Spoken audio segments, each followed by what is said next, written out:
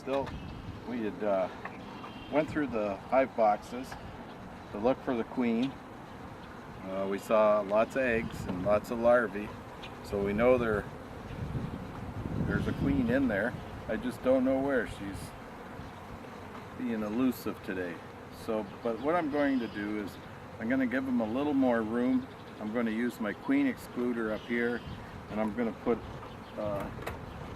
a medium super on just to give them a little bit a room to play, because the hive's getting quite congested, and I do want to split this hive, but at this point, until I know where the queen is, I don't want to split it. And I am going to try a new method, or a method for me that's new, and I'm going to look for eggs that are within the 3-day period, and take those and put them in to another hive box, and then split the hive rather than buy another queen.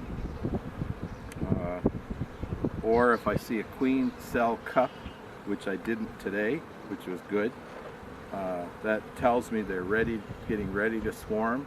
So that's why you want to check them every 7 days, because you have enough time in that 7-day period that they're not going to swarm. But if there's a queen cell cup on one of the frames, I'll take that frame and put it in another nuke, and we'll start a new colony. Anyways, going to give them a little smoke. I'm going to take the lid off again. Should be relatively easy now, because we've had it apart about an hour ago. Off we come. They're all getting back to normal. So I'm just going to let this guy sit right here for a minute.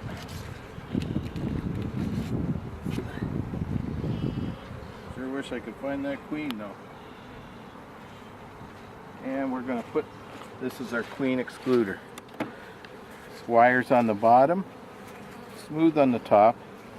There's a bit of a curve, and that curve, like so, that's the way I want to put it down. I don't want to put it like this, because then the corners will be raised and they'll have problems. So with the corners down, I'm just going to gently set that on top. Now this will prevent the queen from coming up into this frame. I've only put 9 frames in here. This is a medium frame, as you can see. And I have a spacer for a 9 frame. Show you. We're just going to get that nice and even on, so this way they can make comb, store honey, and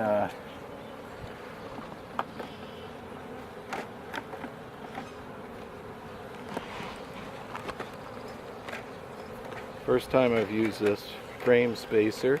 It's supposed to make them equal. They'll fall into the joints, so now I know those are spaced evenly, and I'll just slide along, and this way they're all even.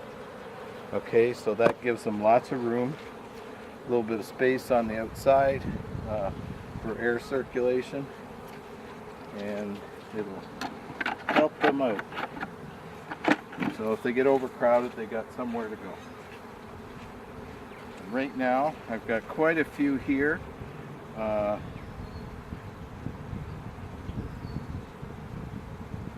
didn't want them to be there, but as long as the queen's not there, I'm going to take one good look, close look.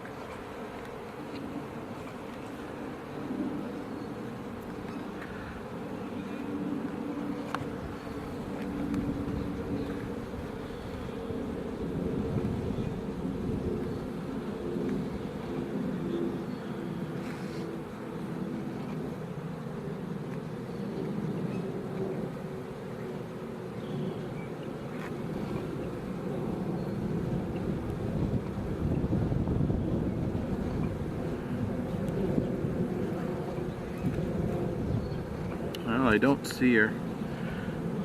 It's just all nurse worker bees. So they're going to end up in here, and they've got an escape route.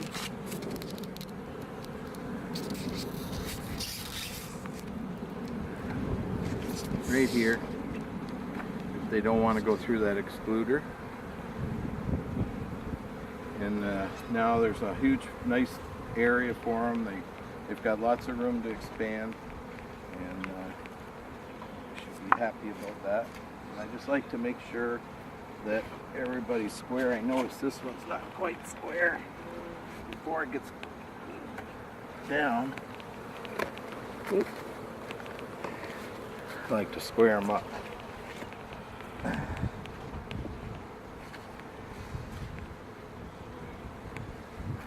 And that's it. They've got an extra box, so now they've got lots of room. In a week from now, we'll go in and see what's going on, and again, we'll try and find that queen. We know that she's going to be in between these two boxes, and I'm pretty happy. The weather's decent. As you look around, the dandelions are starting to pop up, so they're going to have a lot of pollen. They'll have a lot of food. I moved this box forward. They can still get in and out the exit, those bees that are up top, so they're not trapped, and they can work down between that excluder. I just don't want the queen ending up in there. And there you have it. So they've had a little bit of topsy-turvy today because we switched their boxes, and I like to just do that for the housekeeping. But I was quite happy they kept it quite clean over the winter. Have a good day.